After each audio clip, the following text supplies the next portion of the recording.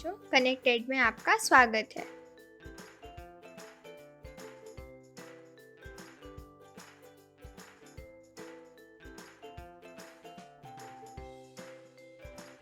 आज हम जीव परिचय पाठ पढ़ने वाले हैं, जिसमें कि हम निम्नलिखित के बारे में पढ़ेंगे।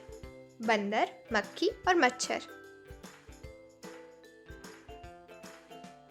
बच्चों, इस पाठ में हमें बहुत सी बातें पता चलेंगी, जैसे बंदर, मक्खी और मच्छर क्या करते हैं, क्या खाते हैं, कहाँ रहते हैं, कैसे रहते हैं आदि। इस पाठ से आपको इन्हीं के बारे में सीखना है। तो चलिए पढ़ना शुरू करते हैं। बच्चों, सबसे पहले हम पढ़ेंगे बंदर के बारे में। ये लाल मुंह वाला बंदर शरारत और उछल कूद के कारण बच्चों को प्यारा है।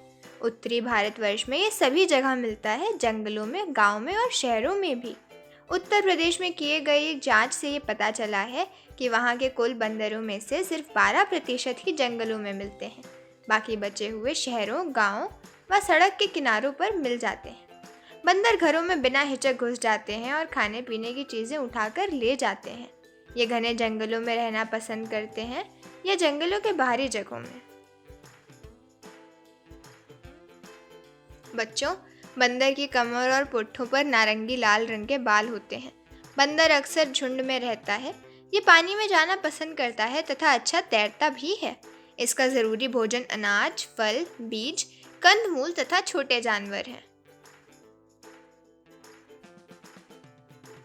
बंदर लगभग सभी प्राणी उद्यानों में रखा जाता है। बंदर का उपयोग करके विदेशों में स्वास्थ्य संबंधी बहुत सी चीज़ें की गई हैं।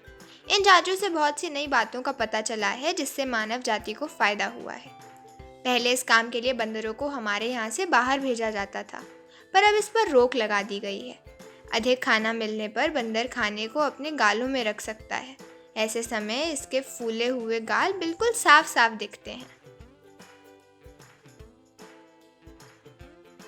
बच्चों, जंगल में रहने वाले बंदर को भोजन डालना सही नहीं है। इससे वह बीमार हो जाता है, क्योंकि यह भोजन उसका प्राकृतिक भोजन नहीं है। साथ ही सड़क के पास भोजन डालने से कभी कभी वह आने जाने वाले वाहनों के नीचे आकर मर भी जाता है।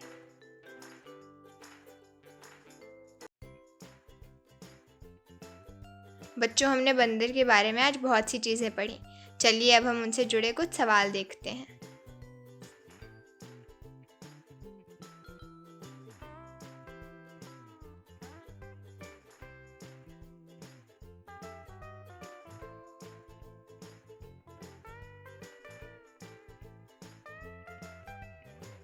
ये रहे सवालों के जवाब।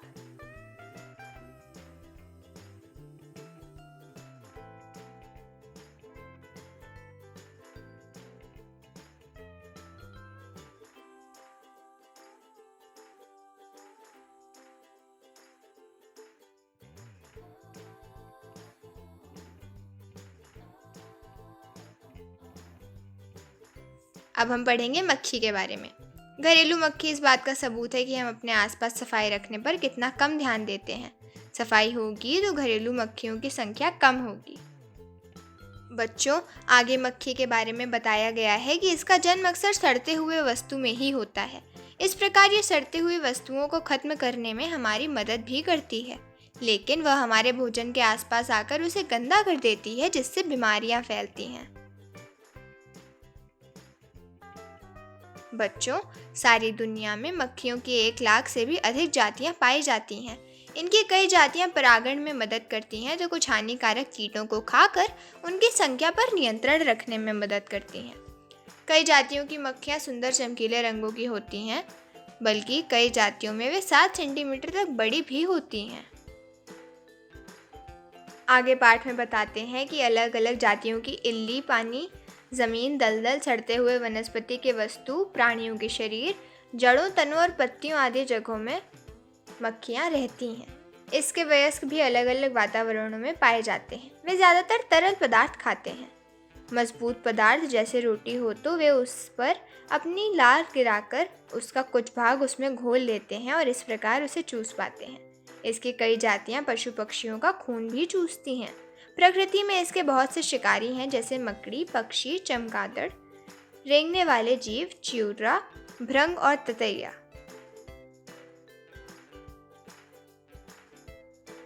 वयस्क घरेलू मक्खी का जीवन करीब 14 दिन का होता है। तरह तरह की मक्खियाँ हमारे आसपास मिलती हैं। चलिए बच्चों, हम इस पर चर्चा करते हैं और इनके बारे में पता लगाते हैं।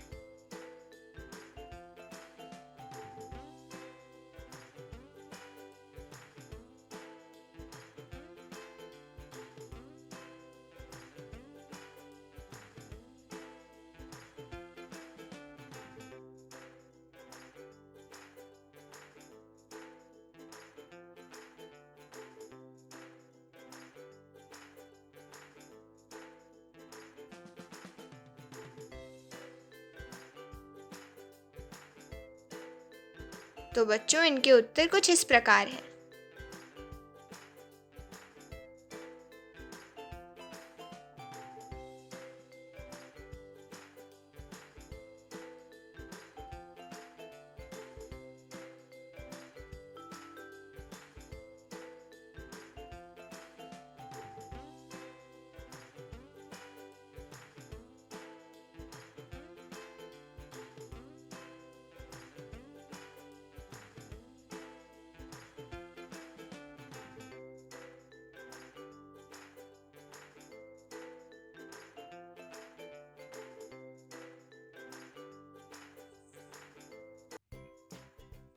अब हम पढ़ेंगे एनोफिलीज मच्छर के बारे में।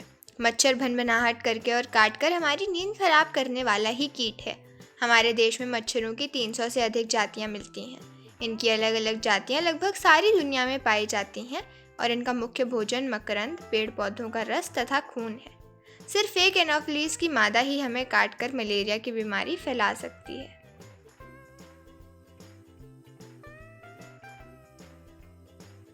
इसकी इल्ली और कोश पानी में रहते हैं और तैर सकते हैं, तो घरों के पास पानी भरे गड्ढों को मिट्टी से भरकर हम मच्छरों की संख्या पर नियंत्रण रख सकते हैं। कई तरह की मछलियाँ, पक्षी, चिड़िया व दूसरे कीट इसको खाकर इसकी संख्या पर नियंत्रण भी रखते हैं। क्यूलेक्स वंश के मच्छर हाथी पाँव फाइलेरिया नामक बीमारी फैलाते हैं।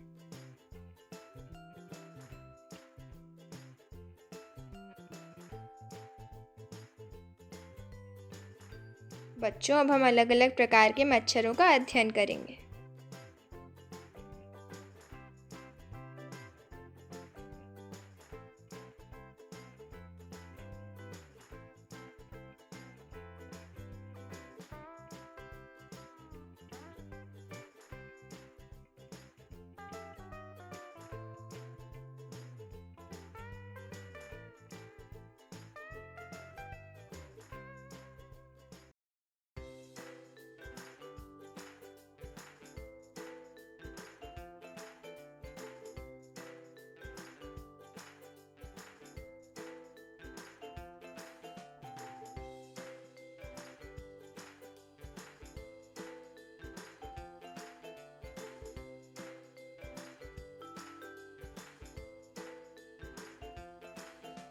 ये रहे उत्तर।